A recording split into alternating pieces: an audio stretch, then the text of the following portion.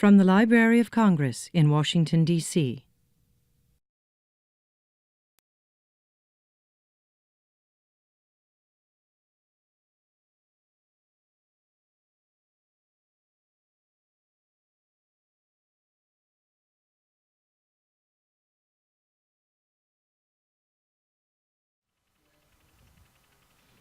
Good evening. I'm Anne McLean from the library's music division. We're delighted to have as our guest tonight Matthias Maute. He's widely admired as a virtuoso recorder and traverso flutist, conductor, and composer. And he's the co-artistic director with Sophie La Riviere of Ensemble Caprice, which is performing tonight. This ensemble is known for programming that critics have called thoughtful, imaginative, and progressive. And the ensemble, as you can read in your program, has appeared worldwide at many, many prestigious festivals like the Boston Early Music Festival, Utrecht, and so on.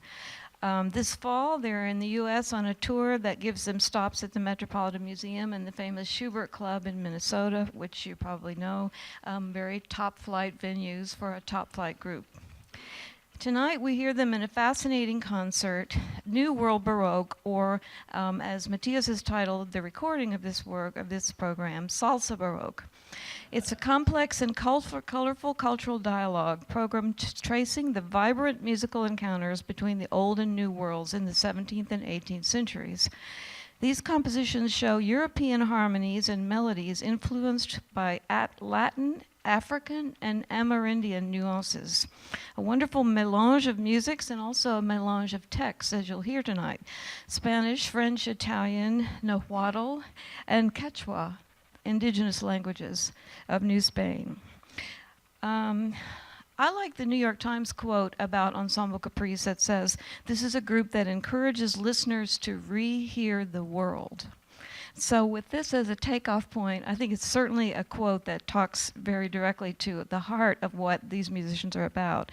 So maybe we can start talking, Matthias, about how you choose programs and how you begin to think of them, develop them, research, and prepare them. Thank you very much for this nice welcome. Very pleased to be here. It's, I think, the third time with Ensemble Caprice. I've also performed here with Rebel, and it's always a great pleasure. And well, it's actually a fascinating question. Why? Because it's the question behind it is, what is music? And why do we enjoy music? Why is music so important to us?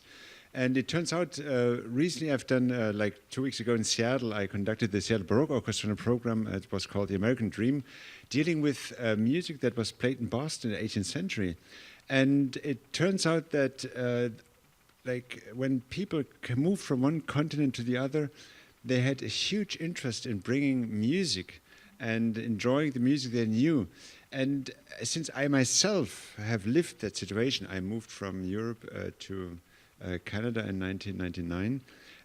It really boils down to the question, well, what matters in your own life? And back then I arrived basically with 2 suitcases, a little more. A harpsichord came a little later.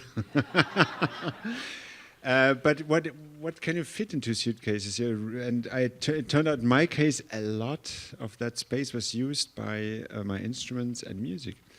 And when you look through music history, this is something that goes through the centuries. And right here, we are taking a very important point, because music is something that is an essential part of our lives. And the question, every single time when I put together a program, I ask myself a question: how can a program actually express that essential need for music? Because it should be more than just lining up a couple of nice pieces. And also, I think it should be more than lining up a historically correct situation, which I think is very often the case, that we put together pieces of one country or pieces of one period. And so we have the illusion of some kind of straightforward happening event. But you all do know that life is not like that, and it can be like a meander of all different events and ups and downs.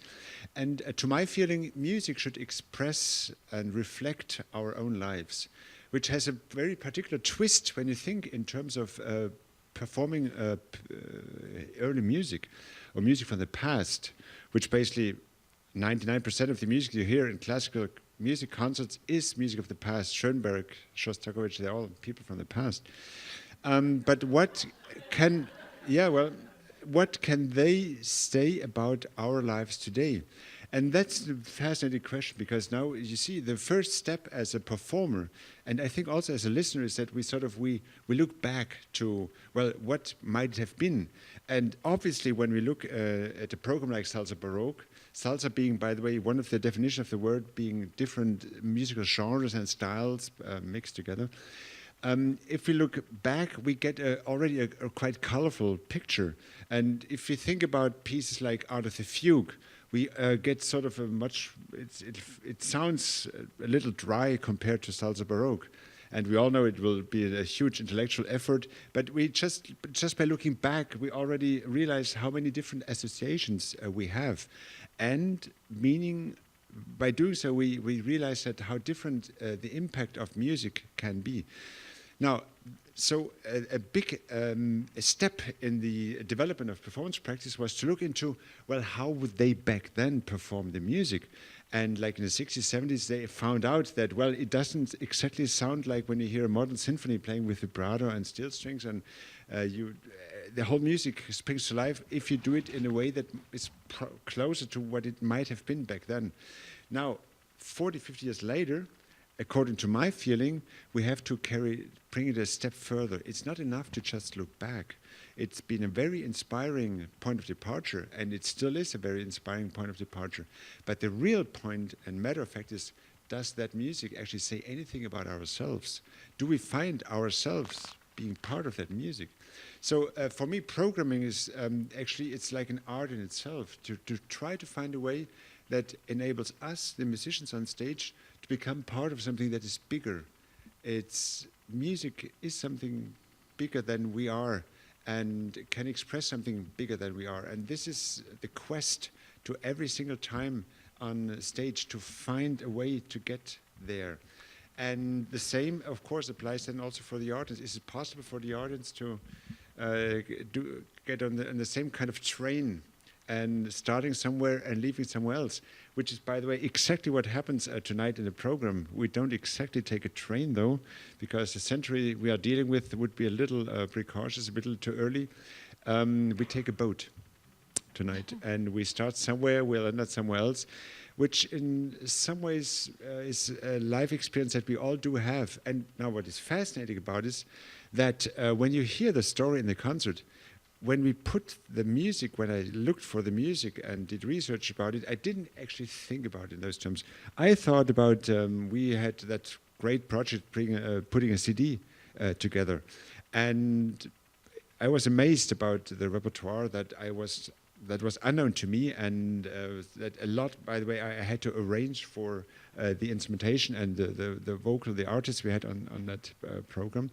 But it turned out later that that music all of a sudden can become sort of intertwined with the whole story, and that was new to me. I wasn't aware of that, and it seems to be sometimes, if you look at music from that angle, all of a sudden you get other elements into something like a concert or into a program, and music becomes part of something bigger. So this is what I hope will happen tonight here in the Coolidge Auditorium. We have played this program a lot. We always enjoyed a lot to do it, because it's something that takes ourselves out of our routine. It's not like going on stage and playing a Beethoven string quartet.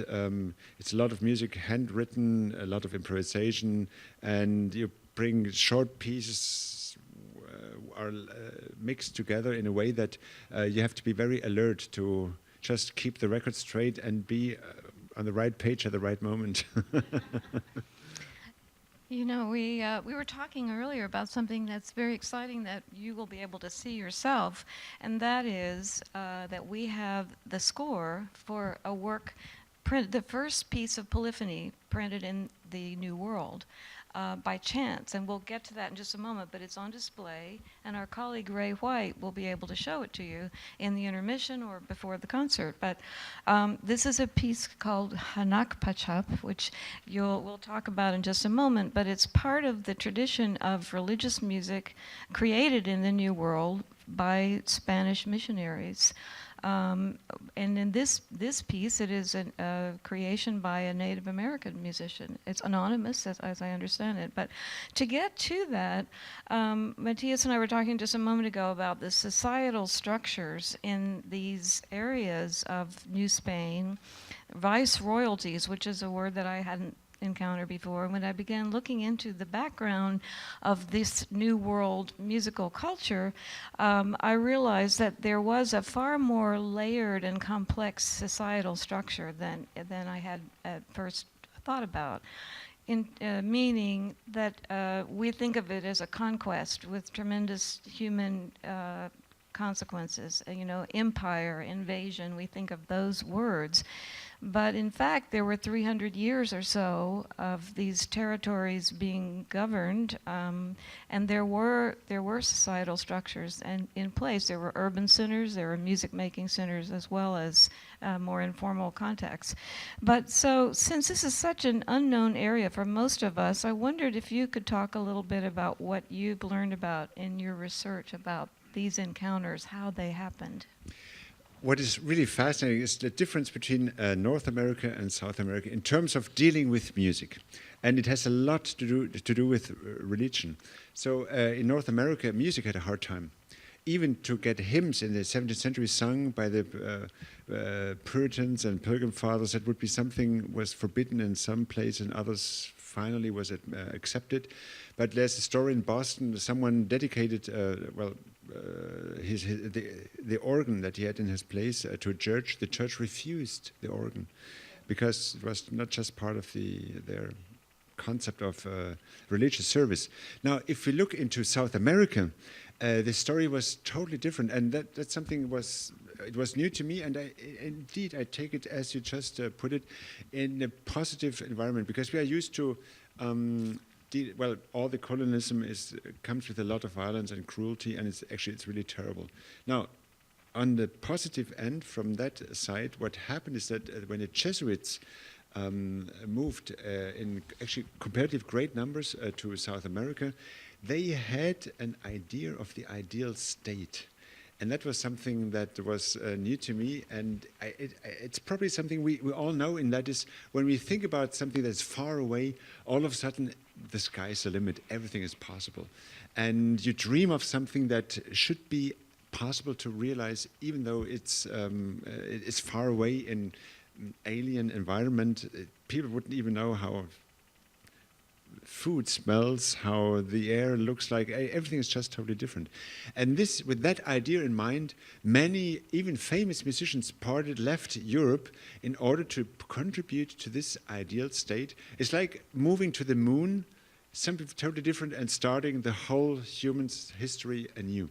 And this kind of excited feeling of a new beginning, this is something that is reflected in the music.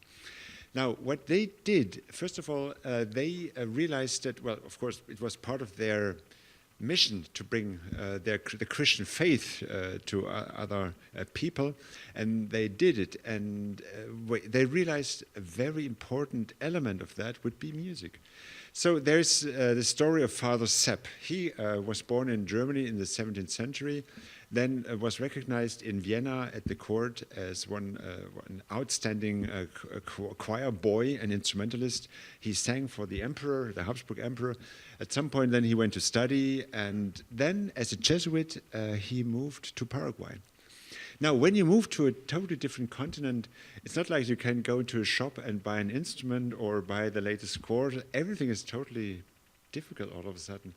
And I try to project myself into that situation. I mean, just imagine yourself, you find yourself totally disconnected from your usual comfort and the usual situation, and now you have to find a way. Now, he had not only to simply teach people, which would be sort of the easy thing to do.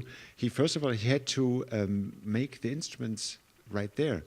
He could buy instruments, and he would bring instruments that he bought in Italy, in Holland, in Spain. It's amazing what they traveled under really difficult circumstances, and would ship all of them to South America. The first conquistadores arrived with music instruments.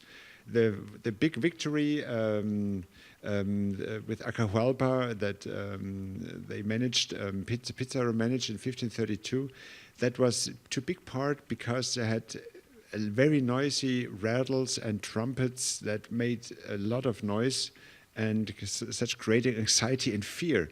Now, in the case of the Jesuits, they used music to inspire other feelings like joy and, eternal feeling and connections. And so that Father Sepp, he realized that it's not enough to be a monk, a Jesuit, you have to be an instrument maker at the same time. And not just one instrument maker, he would cover everything. So there are reports that they, in their manufacturers, they looked at one organ. How do you make an organ, which is one of the most complicated instruments with like thousands of parts? They would look at one, analyze it, and make one themselves, and actually on a very high level. Same for string instruments, violins, guitars, violas, wind instruments, you name it. They looked at it and just did it themselves. So that was very important stuff, a part that they could make this instrument and export them within the continent. And the next step was indeed then you also need music. And there, a couple of very important European musicians like Zipoli came to South America, and in those missions, many of their pieces are still be found in their archives that have not been performed ever since. That sort of because we were so busy dealing with Bach and Handel and all these big names, but there are lots of treasures to be found.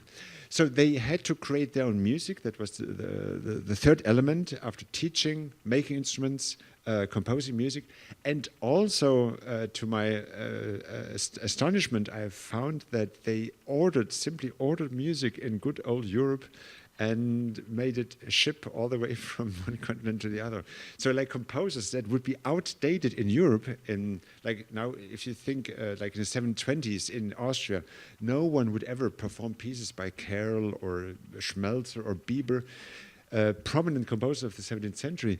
But here we know that that guy, the Father Sepp, he still ordered those pieces from his glorious youth in Europe and made them perform in South America in the 18th century. So it's very particular and will play a certain role in our program tonight. I was wondering, you chose a piece by Bieber, the Chaconne, the Night Watch. Yes. And we'll get back to that. I'd love to hear to tell them that story. But regarding the cathedral situations and the teaching of people, the native musicians and so on, someone who had recorded this music said they actually used the Guidonian hand with the native language spelling out the syllables. This is a Renaissance, you can explain it better than I, but a diagram of the human hand, and you would be able to teach fa, sol, la, how to learn to read music and so on.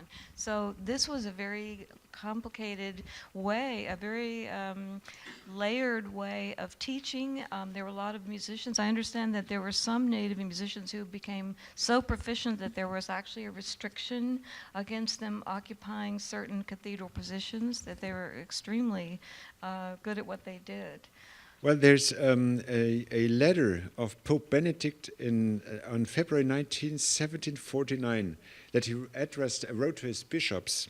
And he says, he talks about music in the Jesuit reductions in South America. The harmonic and figurative singing spread so well that it was established in the missions in Paraguay, because the believers in America have an excellent disposition and natural gifts, either for the vocal or the instrumental music, and easily learn all that belongs to this art. The missionaries used music to bring the natives the faith in Christ, singing prayers with devotion and mercy, and reaching a high level in ability that nowadays there's no difference between the masses and vespers in our countries and those performed there.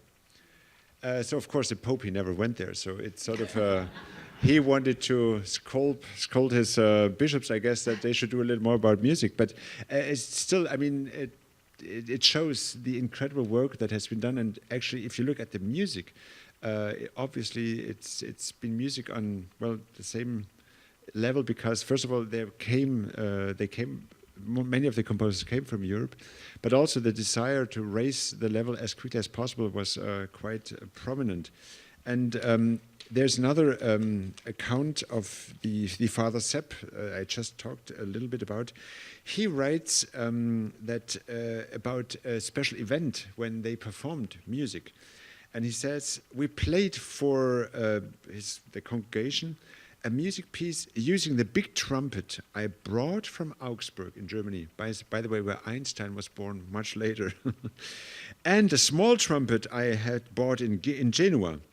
Those good fathers never listened to such a music and were touched in their hearts by the sweet music of the psaltery. Then, together with Father Böhm, I played various flutes I bought in Genoa, and then I played the violin and the tromba barina, which is an instrument with only one string and has a similar sound to the trumpet.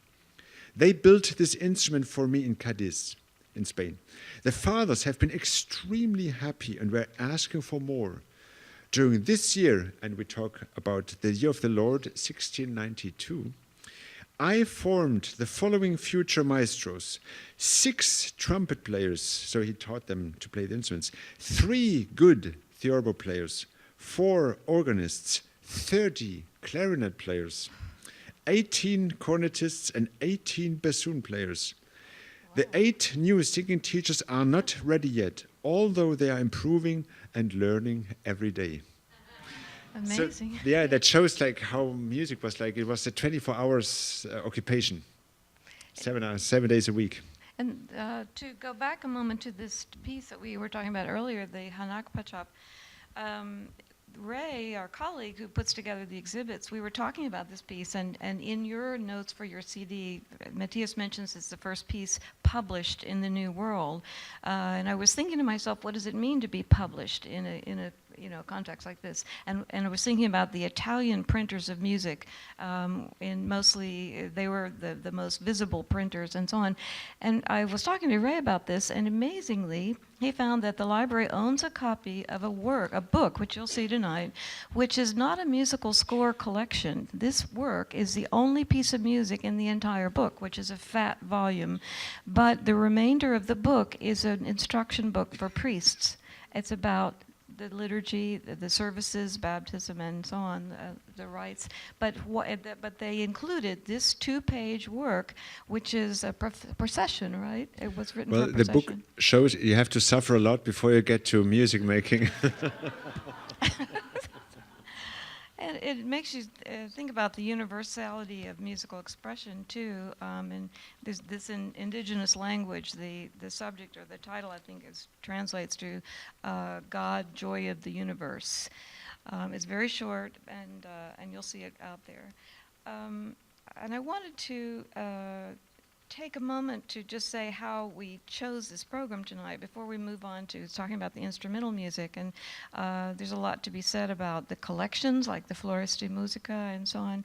But I wanted to say that we have some special guests tonight, and they are directly involved with the subject of our program, the reason we invited Matthias and Ensemble Caprice here tonight. And they are the family of our former chief, James Worrell Pruitt. Some of you in the room I know knew Dr. Pruitt when he was the chief here from 1987 till 1994, and we'll mention this more formally at the concert. But I just wanted to say that because of him and his passion for early music, his interest in it, his interest in Renaissance scholarship, I was a former student of Dr. Pruitt's, and we thought that perhaps this program would have pleased him. We hope that it would have.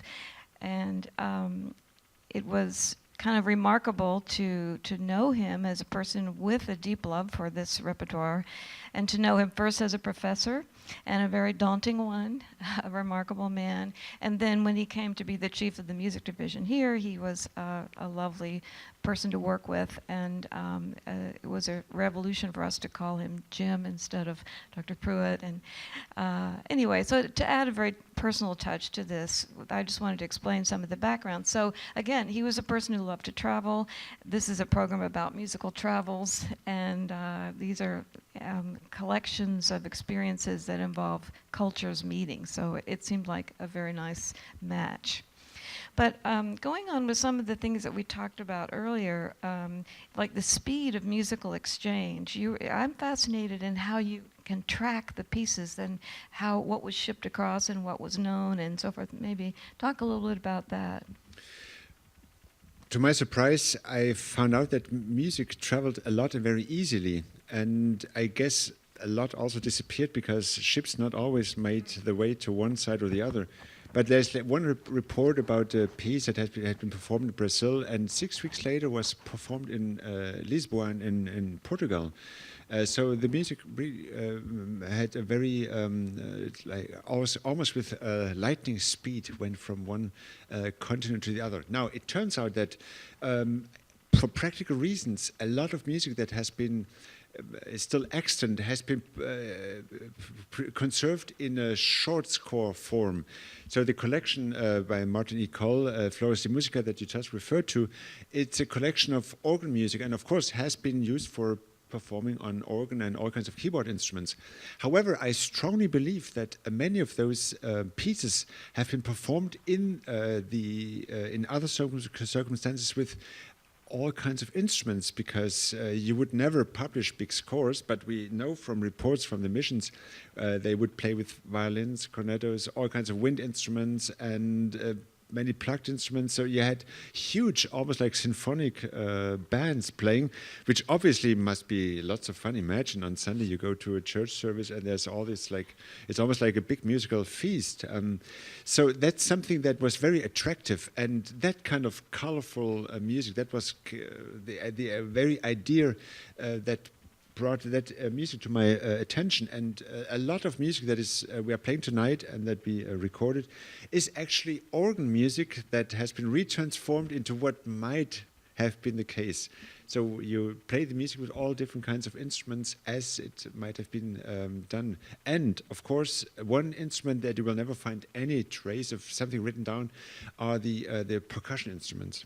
Because rhythms are traditionally not notated, it's all oral tradition. You have to learn the rhythms, and our percussionist, Rex Benicasa, he's an expert in dealing with all different kinds of instruments and rhythms. And what is fascinating about what we do tonight is that you find actually a blend of different continents. Again, many of the background stories are quite tragical. For instance, the African influence is not because people from Africa fancied going to South America. It's because on slave ships they were forced to go to this, to work in the silver mines, and it was from that end very difficult. Now, the music that of course, came with the people, and some of the rhythms that we find in the printed music have definitely non-European character, and the instruments that come with it, the percussion instruments, perfectly express that side. And from the South American side, there are also, of course, native instruments, and the flute would be a particularly it's a well-suited instrument to get that color into a program. So we have one piece, lanchas, that we will perform tonight on a little tiny flute. And this is an interesting piece because it was written down by a Jesuit priest at the end of the 18th century. It has been written down with an upper line and a bass line. And if you listen to it, I mean, it really, it's like an earworm, is that how you say it? It catches the, But at the same time, if you think about it, well, you listen to someone playing that and you write it down, it's actually very difficult to write that down. Either he has listened to it a lot, or we don't know exactly how much invention came into the process of writing it down. It's certainly, what's particular about it, it's written in 3, but a lot of that music is actually in a meter of 2. So, and that's, again, something that you would rarely find in that way in European music, that there's a continuous, permanent conflict between 3 and 2 going all the way through the music. And that what we add in this case is percussion, which then blends together the bass and the upper line in a very particular way. So that's a piece that definitely has not been composed by a European composer. It's something that came out of the tradition of Native American Indians and their way of music making, again, based on what they had learned through generations from a Jesuit priest. So it's indeed a unique blend of something that could not have happened without history as it occurred. You know, your colleague, David Jacques, has said that to play these different repertoires, which you have very well, you have to know the instrument, the history, and its music, all of them, and have a base in arranging and making transcriptions as well. So to do serious research in this way, you have to become a very intrepid scholar by necessity as well as interest. It's something, it's fascinating. For instance, an instrument like the recorder that has the reputation of being a very simple instrument, which actually physically speaking is not true, because the inside, the bore, which is the soul of the sound, it's actually mathematically speaking, physically speaking, very complex. Now, if as a recorder player, you have many, many different instruments. One reason being that the instrument changes in appearance through history. So this would be like an early 17th century type. It's just one piece of music, one piece of wood, and it has a slightly different bore. And you see that when you look at the instrument from the other end. So the more you advance in music history, the more it becomes inverted conical and more narrow at this end, which makes it easier to hit the higher notes. But these instruments were much more built to create a very strong lower register. And so, for instance, I can just demonstrate the sound without mic, obviously.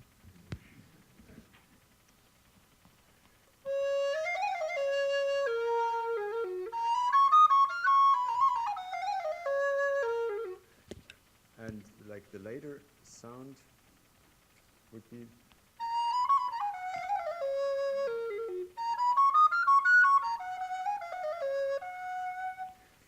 So it's lighter, also more elegant, and has a very different feel to it. Now, this type of instrument was called the flauto italiano, because in 1680s, a guy named recorder player named Bismantova, he published a treatise and presented an instrument, an alto in G, not in F, like in our days as a G, as a standard instrument. And for the first time, we see an instrument cut into three different pieces. And the wonderful ornaments here that are, by the way, are not from ivory, but from plastic. You know, these days, if you travel with ivory, you can still hunt elephants in Africa and bring in 4 tusks a year as American citizen, but you can't travel with any kind of ancient ivory. Anyway, this is plastic, I swear. So they would have to reinforce the wood where they cut the recorder to different pieces. That's why the very nice ornaments actually have a very practical reason. And so all these gorgeous rings and that they create, like they did in Baroque churches, when you look at all these ornaments, everything became filigrane, and a straight line was transformed to something different. You see the same phenomenon even on recorders when you compare the outward impression of those different types. Now, my friend and colleague Rex Benicasa, he just showed up with all kinds of instruments that very often you don't see in classical music concerts.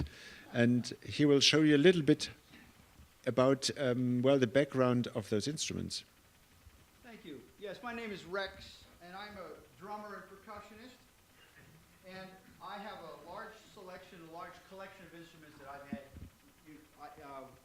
that I've been using for various projects for years. And this is one of the handiest instruments that I own. This is just generally known as a tabor. You all seen probably a drum that looks very similar to this.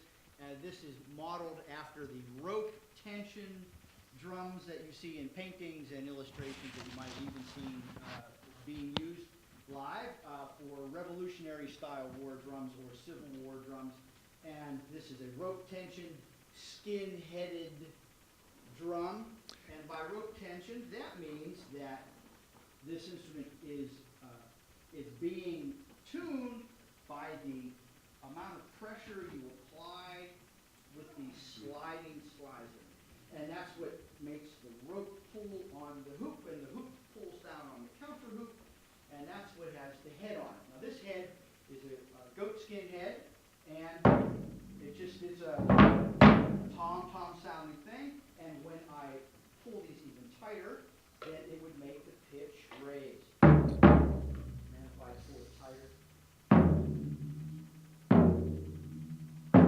So that's what rope tensioning is. A modern drum, of course, has metal rims on it, and it has mechanical screws. And you use a little tuning wrench, a little T-shaped thing, and you screw the screw into a set piece that's on the shelf, and that's what tunes the top head and the bottom head to various pitches. So this drum is modeled after, perhaps you've seen Rembrandt's Night Watch. You see that painting? It's a big, huge thing, and in the lower right-hand corner, there's a military soldier there, and he's got a big drum. And I looked at that thing and said, that thing must be, in our measurements, 20 inches, 22 inches. It looks big. It's a very large diameter drum. That is not this. This is a 15-inch diameter drum, and I made this out of component parts. I bought them online from various drum suppliers. Just like Father Sepp in Paraguay in the 17th century, making your own instruments. Making your own instruments. And so this is the kind of instrument that was used in Spain, and it came over with military, in a military context. And this is all of the materials that you would find that would be could be found anywhere where you had some wood and you had some rope and you had some leather and you had some goats or cows or calf skin. So I made this instrument, and I made it this size because I wanted it to fit in a certain case that I own. And the case has to be able to fit on an airplane that the TSA likes. That size. So that's what made me choose this size. So much for historic performance practice. Most of the time, a tabor is the kind of small instrument that was being used by pipe and tabors. So it's a very small instrument, and it dangles on your arm, and you play the pipe like this, and the arm and the drum dangles under here, and you have one hand, and you play and you accompany yourself rhythmically with that. That's a tabor also, but that was too small of an instrument to play with some of the ensembles that I used, and I wanted one that would get a deeper pitch and one that was tunable. So I made this. And if you ever go onto YouTube, you can see a video all about how I put this together called Rex Makes a Drum. It's 9.5 minutes long, and it's pretty informative. If you ever decide you want to do this, it'll tell you all about where to get the parts and how to put it together and what to watch. Well, if it takes 10 minutes to make a drum, it should be very easy. Yeah, it's 9.5. 9.5. Don't worry, there's a little speedy stuff there. So this instrument also has a single gut snare on the bottom, which was the traditional tabor type of snare. And when you tighten it up, and I use a little violin peg here, and I have the gut snare wrapped on that peg, and when I tighten it up, it lays up against the head. So now it's supposed to make a buzzing sound like that. It's not supposed to be any tighter than that because the vibration is making this little string buzz. In the description is that it's supposed to sound like insects. That's the sound they're going for. And then later it became, for military use, they would tighten up. They tighten them up and they put more than one snare on the bottom, more than one vibrating string, and that's where it got a little bit more high-pitched sound, and a little bit of a tighter sound to it that was more penetrating to send battle signals, in a higher register, and it was a large drum so that it had low frequencies to carry far distances. So that's the tabor, and I'm going to be hitting this. You'll hear it. Can't be missed. Sometimes I play with my hands, sometimes I use mallets, and sometimes I use sticks on this instrument. Do you have any questions about the tabor? Or about this instrument, or in particular? Yes, ma'am. Yeah, goat skin versus calf skin. Very good question. Goat skin is thinner, and to get a large piece of goat skin, this is calf actually. This one's calf. My darbuka, my goombek that I'm playing is goat skin. You use what you have available. If you have cows, then cow skin is good. If you don't have cows, then goats are plentiful. That's what you usually use. But it's hard to get a good piece of large goat skin. And this skin here is tucked by a company called Earth Tone, and they actually mount these on rims that are very similar to modern drum head rims. And they make a great, it's great. Calfskin is a little bit more durable than goatskin is. It is less, it's influenced less by the weather conditions, meaning humidity levels and temperature. And so it's a little thicker usually. It's a little bit more durable. Yeah, but I like this drum a lot. So that because that we could go on with a little talking about improvisation and being part of the program, which would be interesting. And Anne has actually a question for either you or me. Well, for both of you, it's interesting to see how your ingenuity has allowed you to literally create your own instruments, just like the people that we were talking about in South America. But moving from the instruments to improvisation, it takes not only tremendous technique, but just tremendous improvisational skills to pull off a concert like this across different styles. So for either or both of you, what kinds of threads for improvisation do you learn, do you teach, and do you employ? As a melody player, it's, I think, slightly different than for a percussionist, because you have harmonies to follow, you have to fit in melodic patterns, and rhythm is a sort of different story. We make always these jokes in the ensemble that, of course, a percussionist, he can't read music, so he has to do it, and so on, which is not true, certainly not in Rex's case. But it's something I'm also a composer, and it's something we often forget. And I think it applies for all the great composers, even people like Mozart, Beethoven. Even for the greatest composers, it's impossible to really define a sound, a precise sound, by virtue of writing a score. A score defines a pitch, and you try to put in as much information as possible. But there's so little we know about how things even. Like, think about Beethoven. The same week he was asked to put down tempo indications for an orchestra in Germany and for London, and he had such a mess at his pace he couldn't find what he had just done a couple of days ago, so he did it again for London. And the same composer, same piece, his tempo indications were different. And this is how little music is, we can't really nail it in 100% form. So it's something that is sort of has become a second nature in early music. We know that music needs to brought back to life by the interpret. And Quantz, he writes in his famous method that the player is the soul of the music. So it's a lot of responsibility, and part of the responsibility is to take part in the creation of the music. So you add your own ideas, you add your own ornaments, flourishes, variations, improvisations. So that's something that's sort of composed into the music, meaning the composer stops halfway through and leaves the rest up to the player. And in Rex's case, I think since the composer didn't write anything down, he leaves it 100% up to the player, just hoping that they won't mess too much with his piece. Yes, as long as you don't break it, I guess it's okay. When I make up parts to play for ensembles like Caprice, I try to listen to what is being played, what is being used, and what frequencies in the ensemble are there, and where it might be good for me to add something that would be helpful. Not to get in the way, but if you add low frequencies, it makes the band sound fatter this way. And if you use high-pitched sounds, like I can use rims here and shells, and I can play with my hands on the instrument.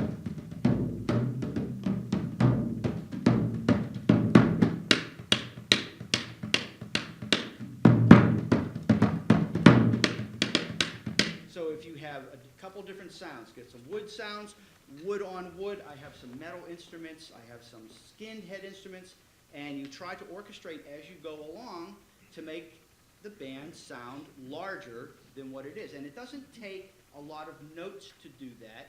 It just takes, hopefully, well-placed notes that are supportive of where the lead line is and what the singer is singing and the other accompaniment instruments, so that you don't just bulldoze over everything. The point is to leave holes and be helpful, so that when your part comes in, that it elevates the entire sound. It just doesn't clutter things up. No cluttering. And I just try to make things up as I go along. And some of it sticks, and I say, oh, that so I would actually write it in. Okay, we'll do that every time, because I like it. But a lot of times it's just like, follow So if you come back next time, you'll get a really great concert.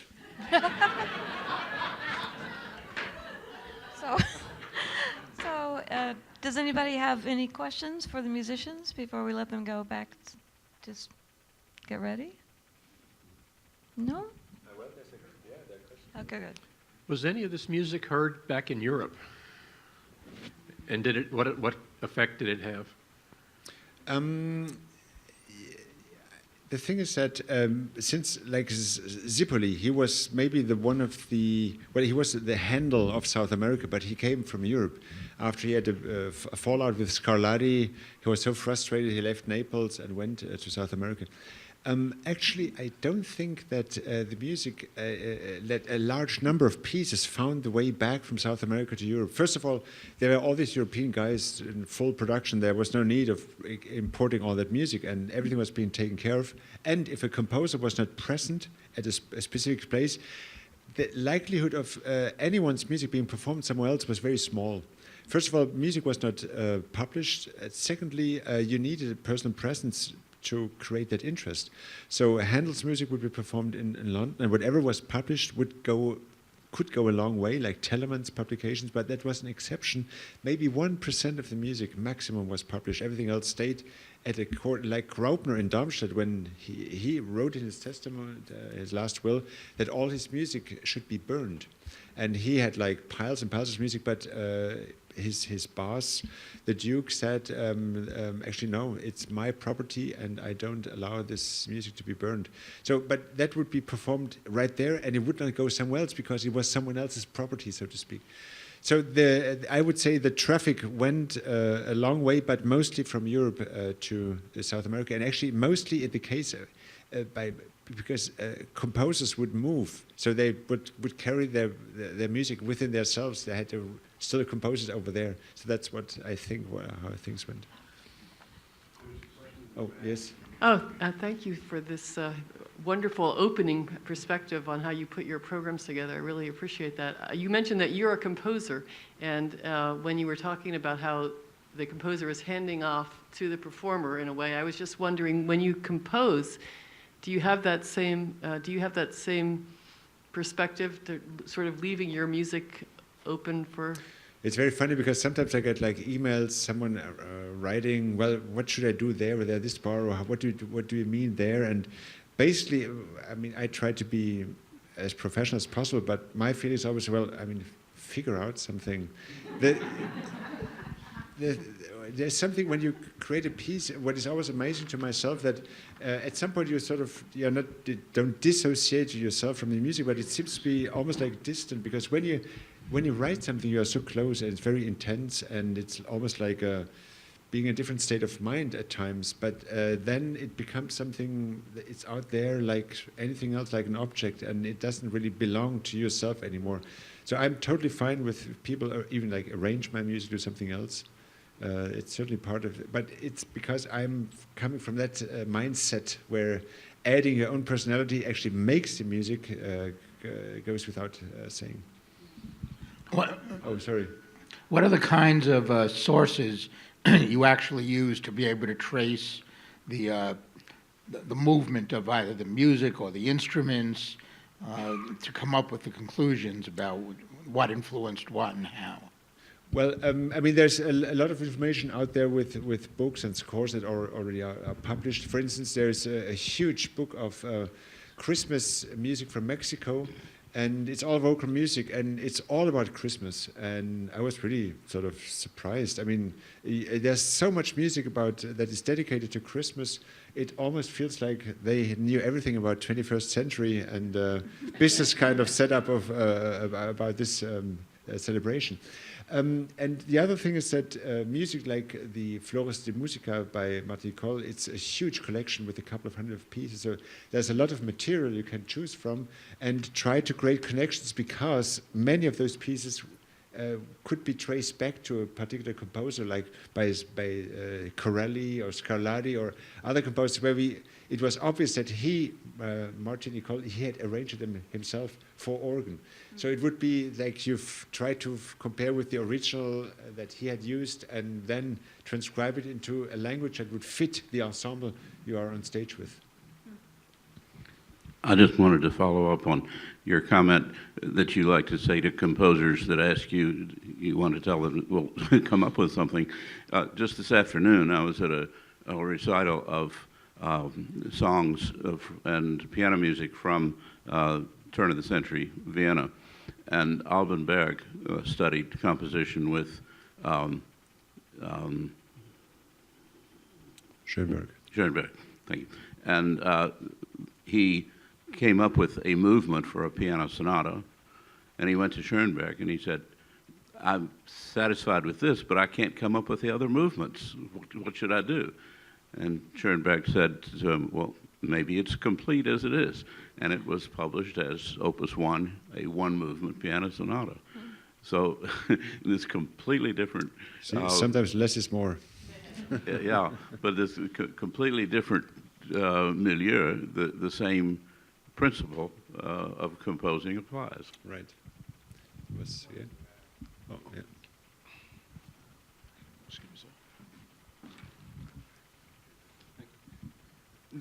Given the 3 centuries, the span of time that you've been looking into, I don't know how wide the span is for tonight's program, but obviously in the beginning with the Jesuits, there was the ecclesiastical context for the music, but does there come a time when you find pieces are commissioned either by government officials or by wealthy patrons, whether Portuguese or Spanish?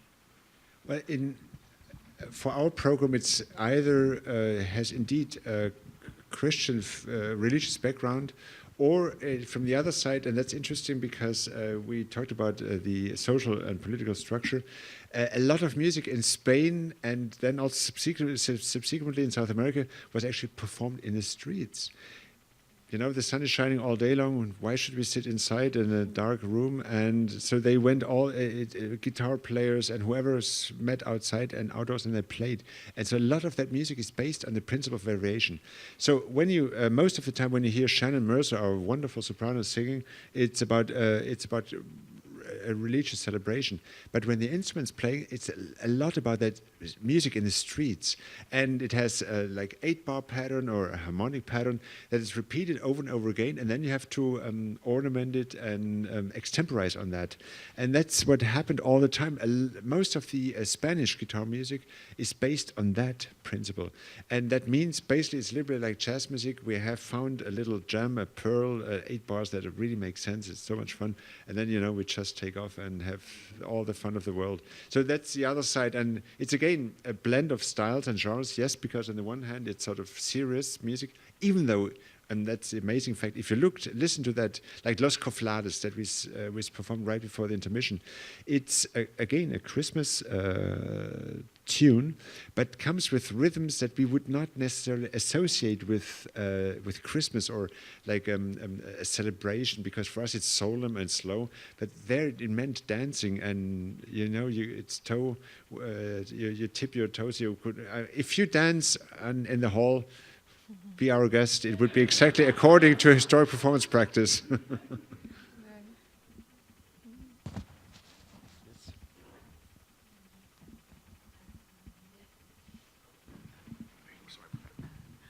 Would you just tell us one more time what the snare is made of? Yeah, this is just a gut string from a lute. It happens to be a D'Addario string. So this is just basically a gut string that you would find on any lute. That's just a single gut snare on it. And that's pretty standard. The lute being another animal, we had to go to the cow, and now it's the lute.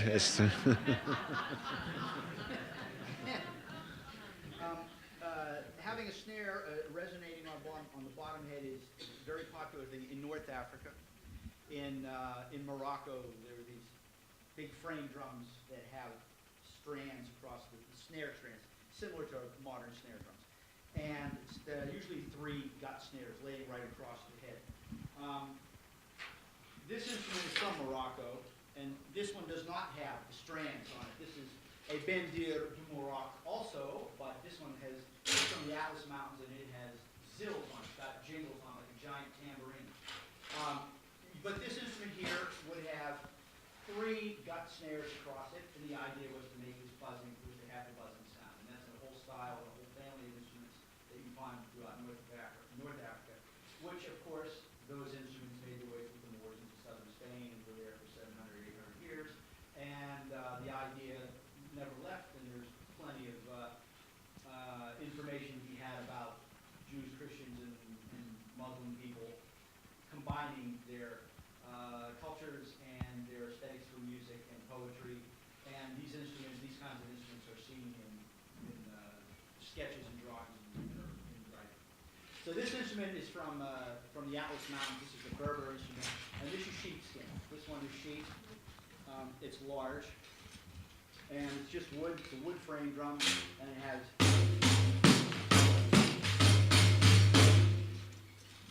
That's wood, and this one is played with very full-handed technique. I don't always play it like that. Sometimes I use a lot of small notes, which is not as folky, but it's good for light accompaniment. You don't always have to hit things hard. So we hope we'll see you dancing tonight a little bit. Maybe any last, one last question? Just a quick one? Yeah, one, sure. I'm just wondering if you have any tidbits for the insiders in this room of maybe some cool or subtle thing in the concert that we should be particularly looking out for. That's a very interesting question. Well, let me just go. For instance, in the second part, we start with a trilogy of a battle piece. The second movement of the battle, it's a slow movement, which in the original, it comes just with open chords in the organ, but we have arranged it in a very different way. I think that's interesting because it shows how far away you can go from the original, but in some ways actually stay very close to the spirit. One of the pieces I just love is the end of the first set, a chaconne, that is to be found in the collection of Martin Nicole, Flores de Musica. Just a wonderful chaconne by an anonymous composer. We don't know who it is, and a lot of that music has that kind of anonymous background. It feels someone came up with an idea, maybe someone else wrote it down, and it brought the idea to my mind that there's so much music that is not necessarily associated. We are so prone to, Bach and Beethoven. They are the great musicians, and everything else is sort of nothing. And it turns out that certainly, like tonight, you will hear all these composers you've never heard of, and they're just the most incredible musicians. And it's so easy for ourselves. We have played that program so often to find ourselves in that music, to identify, to be part of it. It seems to be like a wonderful expression of ourselves, and I'm so pleased that there are so many people who actually dare exposing themselves to music that is not written by those acknowledged big geniuses, but by unknown musicians that have just wonderful things playing on their mind. Thank you. Great. Well, thank you so much, Matthias. Thank you.